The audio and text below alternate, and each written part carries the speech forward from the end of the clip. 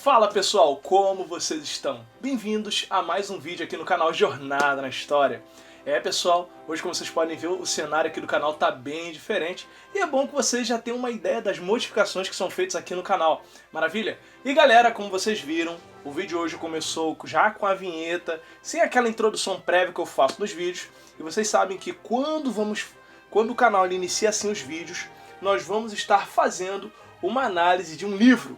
E hoje nós vamos estar fazendo análise do livro sobre história de Eric Hobsbawm, exatamente. Eric Hobsbawm, famoso historiador, que produziu outras obras, como por exemplo Era dos Extremos, Era dos Impérios, Era do Capital, entre outras, que ficaram muito famosas. E hoje nós vamos estar falando sobre essa obra única, que é muito considerada na historiografia, e que caso você não conheça, você vai conhecer um pouco mais sobre ela aqui no canal Jornada na História. Mas galera, antes de mais nada eu gostaria de estar pedindo pra você, vai deixando aquele like esperto aqui no vídeo, e pra você que não é inscrito, se inscreve aqui no canal Jornada na História, que você acha conteúdo de qualidade, que ajuda você a compreender melhor a história, e ainda faz você embarcar por uma viagem incrível pelo passado, conhecendo fatos, mitos e muito mais que você só vê aqui no Jornada na História. Maravilha? Bom, vamos iniciar. Antes de iniciar a leitura do livro, eu vou fazer aquela leitura prévia de uma sinopse para você conhecer um pouco mais sobre essa obra. Vamos lá!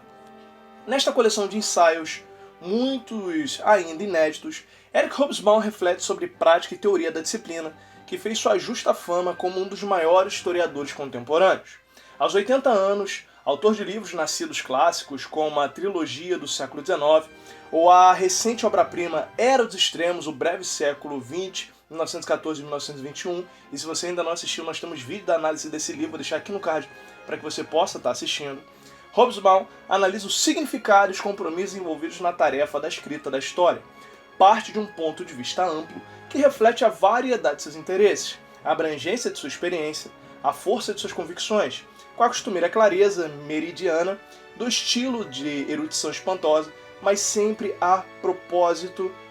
Hobsbawm, em sua reflexão sobre o papel do historiador, acolhe problemas da ordem do dia, como a indefinição das identidades nacionais na Europa e o uso ideológico do discurso histórico naquele contexto, um balanço dos 150 anos do Manifesto Comunista, o legado de Marx aos historiadores, as relações entre história e economia, o significado da redução da narrativa histórica, a mera variante da narrativa, as modas e vertentes da historiografia contemporânea, a noção de progresso do conhecimento histórico. Ou seja, para você que é graduado, para você que está se graduando em História, você que tem interesse em História, esse livro é essencial para você compreender um pouco desses pontos que são tratados por Hobsbawm, principalmente quando você vai olhar mais para o lado da historiografia. Mas bom, vamos lá. Deixa eu fazer a leitura de algumas partes aqui que eu até separei. Aqui no capítulo 1 falando dentro e fora da história. Para você que nunca assistiu uma análise de livro do canal, eu leio algumas partes, principalmente partes iniciais, eu não leio o livro todo, até porque não dá. E faço alguns comentários e algumas recomendações que são interessantes para você que quer acompanhar. Bom, vamos lá. Este ensaio foi apresentado como conferência inaugural do ano acadêmico de 1993 a 4 na Universidade da Europa Central em Budapeste, ou seja, destinava-se a um grupo de estudantes basicamente oriundo de ex-países comunistas da Europa e da antiga União Soviética. Foi publicado posteriormente como A Nova Ameaça para a História, na New York Review of Books, 16 de dezembro de 1994, ali das páginas 62 a 5, em tradução em vários outros países. Vamos lá. É uma honra ter sido chamado para inaugurar este ano acadêmico da Universidade da Europa Central. Fazer isso proporciona também uma sensação curiosa, já que apesar de ser um cidadão britânico de segunda geração, também sou centro-europeu.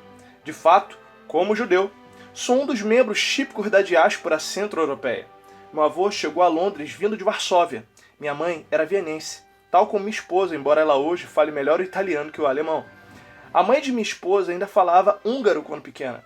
Os pais dela, em uma fase de suas vidas na velha monarquia, tinham uma loja na Herzegovina.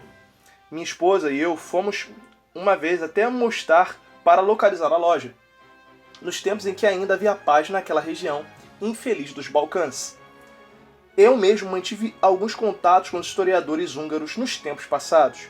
Dessa forma, vim aqui como alguém de fora que também é, de um modo oblíquo, alguém de dentro. O que posso dizer a vocês? Ou seja, aqui você já tem uma análise prévia de um discurso do próprio Hobsbawm falando sobre as situações ao qual ele teve contato, questões familiares, as raízes de sua família, ele mesmo sendo judeu, e as passagens que ele teve por alguns países nesses contatos. Aí vamos lá. A primeira diz respeito à Europa Central e Oriental. Se vocês são de lá, e suponho que quase todos são cidadãos de países cuja situação é duplamente incerta. Não estou afirmando que a incerteza seja monopólio da Europa Central e Oriental. É provável que hoje ela seja mais universal do que nunca. No entanto, seu horizonte está particularmente nublado. Durante toda a minha vida, cada país na área da Europa a que vocês pertencem foi assolado pela guerra. Foi conquistado, ocupado, libertado e reocupado.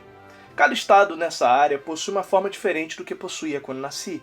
Apenas 6 dos 23 estados que agora preenchem o mapa entre Trieste e os Urais existiam no momento em que nasci, ou teriam existido se não tivessem sido ocupados por algum exército: Rússia, Romênia, Bulgária, Albânia, Grécia e Turquia. Pois nem a Áustria pós-1918, nem a Hungria pós-1918 são realmente comparáveis à Hungria e à Cisleitânia dos Habsburgo. Vários deles passaram a existir depois da Primeira Guerra Mundial. É claro que depois da Primeira Guerra Mundial você vai ter uma reorganização na questão geográfica. Os países vão começar a existir, outros vão ser divididos e tudo mais. A mesma coisa que aconteceu na Segunda Guerra Mundial. Mas vamos lá. Vários deles passaram a existir depois da Primeira Guerra Mundial e ainda outros depois de 1989, ou seja, pós-União Soviética, que existiam alguns países também, que pós a União Soviética vão ser divididos e transformados. Entre esses, alguns nunca tiveram uma história condição de Estado independente na acepção moderna, ou a tiveram por um breve período, durante um ano ou dois, uma ou duas décadas, e depois a perderam, ainda que mais tarde a tenham recuperado.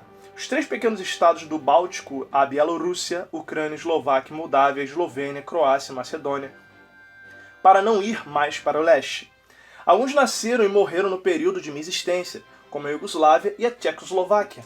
É perfeitamente comum que para o morador mais velho de uma cidade da Europa Central ter sido sucessivamente documento de identidade de 3 estados. Uma pessoa com a minha idade, de Lemberg ou Chernovitz, viveu sobre 4 estados, sem contar as ocupações dos períodos de guerra. Uma pessoa de Munkacs pode até ter vivido sob 5, se contarmos a autonomia momentânea da Rutênia sob Carpácia em 1938.